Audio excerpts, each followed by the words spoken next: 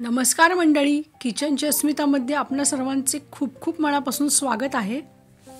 आज आपण खूपच पौष्टिक अशा मेथीच्या लाडूंची रेसिपी पाहणार आहोत। थंडीच्या दिवसात मेथीचे लाडू खाल्ल्याने रोगप्रतिकारक शक्ती वाढते, कारण मेथीमध्ये कॅल्शियम, फॉस्फरस, फायबर, झिंक याचे प्रमाण असते।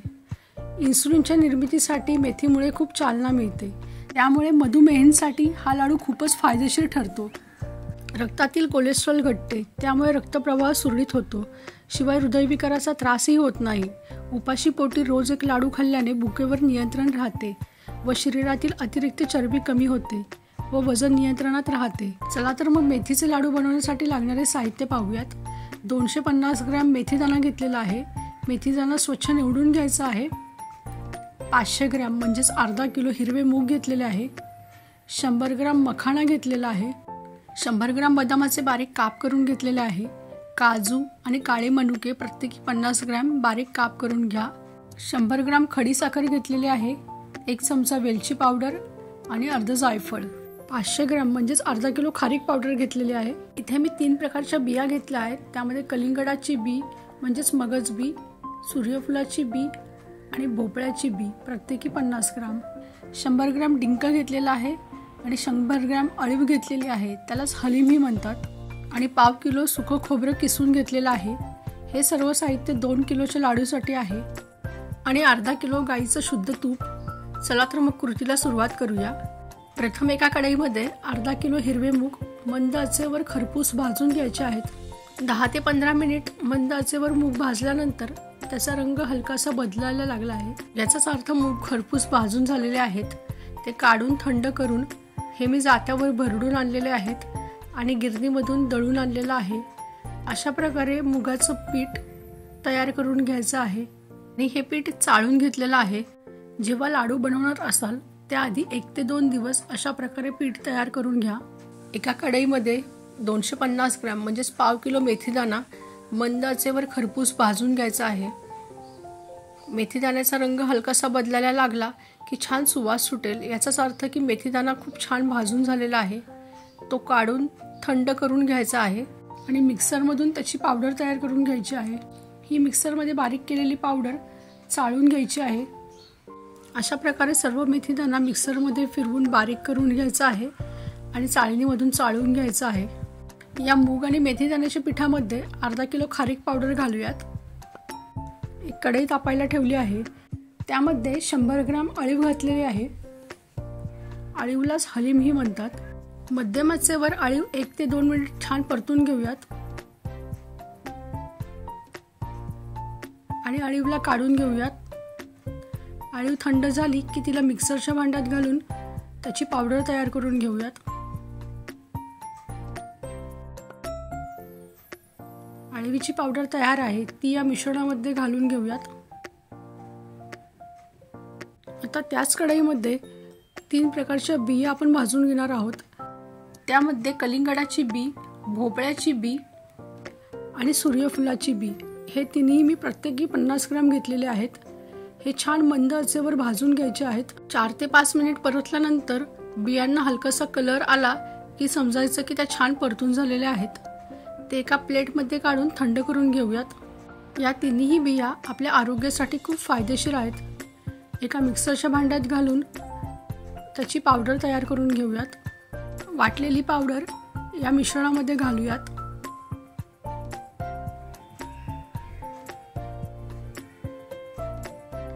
त्याच कढईमध्ये 100 ग्रॅम डिंक घेतलेला आहे, तोही आपल्याला मंद आचेवर छान भाजून घ्यायचा आहे। तूप न घालताच डिंक कोरडा भाजून घेतला की तो छान फुलतो आणि तो चिवट होत नाही। वाढत्या वयात खूप जणांना कंबरदुखी, सांधेदुखी तसेच गुडघेदुखीचा त्रास होतो। मेथीच्या लाडूत वापरलेल्या डिंकामुळे आपले स्नायू लवचिक बनतात। इथे मी 8 ते 10 मिनिट मंद आचेवर छान डिंक भाजून घेतला आहे आणि पाहू शकता डिंक छान फुलायला लागला आहे। अशा प्रकारे भाजून घेतल्यामुळे डिंक अजिबात चिवट होत नाही। डिंक भाजून तयार आहे, तो एका प्लेटमध्ये काढून थंड करून घेऊयात आणि त्याचीही मिक्सरमध्ये घालून पूड तयार करून घेऊया। तुम्ही पाहू शकता डिंक एकसारखा बारीक झालेला आहे आणि त्याची छान पावडर तयार झालेली आहे। तीही या मिश्रणामध्ये घालूयात. त्याच कढईमध्ये 250 ग्राम म्हणजेच पाव किलो सुकं खोबरं मंद आचेवर छान भाजून घ्यायचं आहे. एकसारखं हलवून खोबरं भाजून घ्यायचं आहे.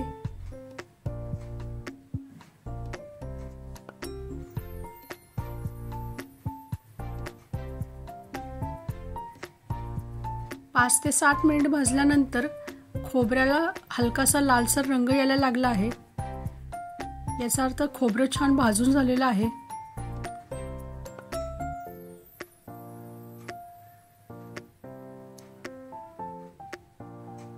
खोबरं भाजून झालं की ते एका प्लेटमध्ये काढून थंड करून घेऊयात आणि मिक्सरमध्ये घालून खोबरंही आपल्याला बारीक करून घ्यायचं आहे.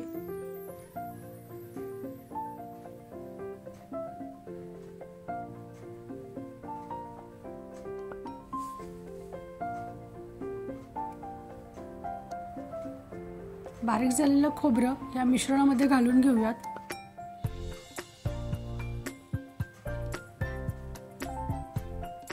त्याच कढईमध्ये 100 ग्राम मखाना मंद आचेवर खरपूस भाजून घ्यायचा आहे. मखाना म्हणजेच कमळाचे बीज.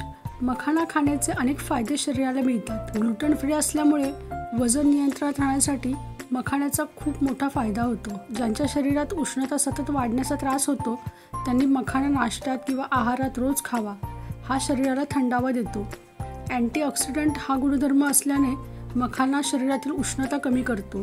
ज्यांना उच्च रक्तदाबाची समस्या आहे त्यांनी मखाना नियमित आहारात खायला हवा. मखाण्यात खूप जास्त प्रमाणात कॅल्शियम असल्यामुळे हाडे मजबूत करण्याचेही काम करतो. मधुमेहांसाठी हा खूप फायदेशीर आहे. मखाना खरपूस भाजून तयार झाला आहे. त्याला थंड करून त्याची मिक्सरमधून पावडर तयार करून घेऊयात. तयार पावडर ही या मिश्रणामध्ये घालूयात. अशाच प्रकारे सर्व मखाना मिक्सरमधून फिरवून या मिश्रणामध्ये घालूयात.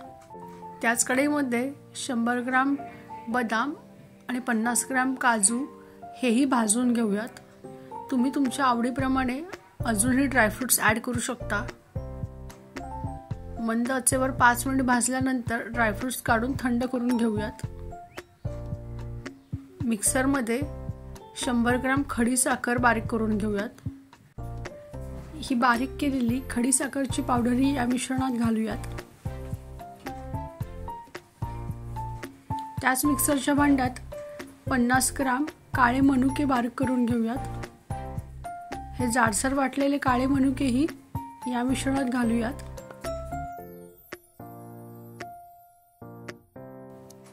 त्याच मिक्सरच्या भांड्यात बारीक काप करून भाजून घेतलेले बदाम आणि काजू हेही मिक्सरमध्ये बारीक करून त्याची बारीक पुड तयार करून घेऊयात आणि तीही या मिश्रणामध्ये घालूयात. या मिश्रणात 1 चमचा वेलची पावडर घालूयात.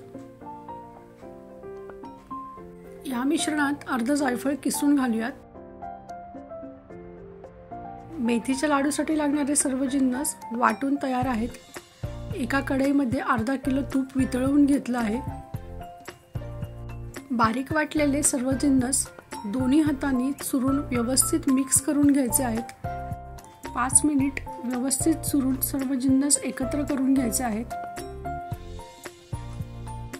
तयार मिश्रणामध्ये अर्धा किलो गरम केलेले तूप घालूयात. तूप घालताना थोडे थोडे करून तूप घालायचे आहे. एकाच वेळेला सर्व तूप घालायचे नाहीये.